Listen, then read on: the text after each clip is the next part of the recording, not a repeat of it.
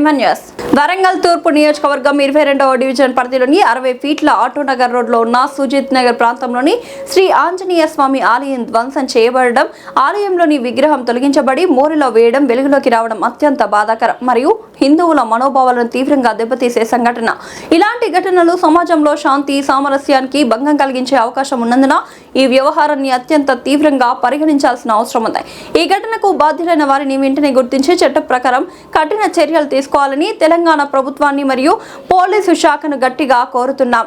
ఇలాంటి ఘటనలు భవిష్యత్తులో పునరావృతం కాకుండా తగిన భద్రతా చర్యలు చేపట్టి ప్రజల్లో విశ్వాసాన్ని కల్పించాల్సిన బాధ్యత ప్రభుత్వంపై ఉంది. ధార్మిక విశ్వాసాలను, ప్రార్థనా స్థలాలు పవిత్రతను పరిరక్షించడం ప్రతి ఒక్కరి బాధ్యత.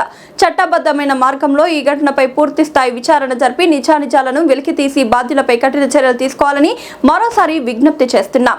వరంగల్ 22వ డివిజన్కి సంబంధించిన సుజిత్ నగర్ ఏరియాలో గత కొన్ని సంవత్సరాలుగా ఈ ఏరియా వాసులందరూ కూడా ఈ ఏరియాకి ఒక బలమైన సూచికగా ఇక్కడ చిన్నగా ఒక హనుమంతుడి యొక్క ఆలయాన్ని వీరు వాళ్ళ శక్తి కొద్ది నిర్మించుకోవడం జరిగింది.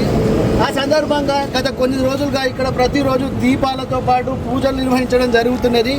ఈ ఏరియా మొత్తం కూడా ప్రతి సంవత్సరం గణపతి మరియు అమ్మవారి నవరాత్రి ఉత్సవాలను చేయడం జరుగుతున్నది. దాంట్లో భాగంగా ఇక్కడ ఆలయాన్ని నిర్మించాలనే సంకల్పంతో వీరందరూ చేసుకున్న ఏదైతే సంకల్పం ఉందో, నిన్న రాత్రి కొందరు తెలియని వ్యక్తులు కావచ్చు, దుండగులు కావచ్చు, ఇక్కడ ఉన్న హనుమాన్ విగ్రహాన్ని తీసి మోర్లో పడివేసి ఇక్కడున్న ఆలయ నిర్మాణాని కోసం వీరు చేసుకున్న ప్రయత్నాన్ని కూలగొట్టడం జరిగింది.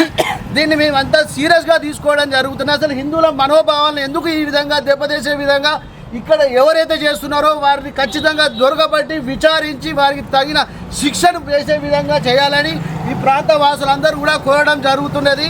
వెంటనే తక్షణమే పోలీస్ డిపార్ట్మెంట్, అదేవిధంగా ఇతరాత్రులు కూడా ఇంటెలిజెన్స్ వారు కూడా ఖచ్చితంగా దొరకబట్టాలని మీ అందరం డిమాండ్ చేయడం జరుగుతున్నది.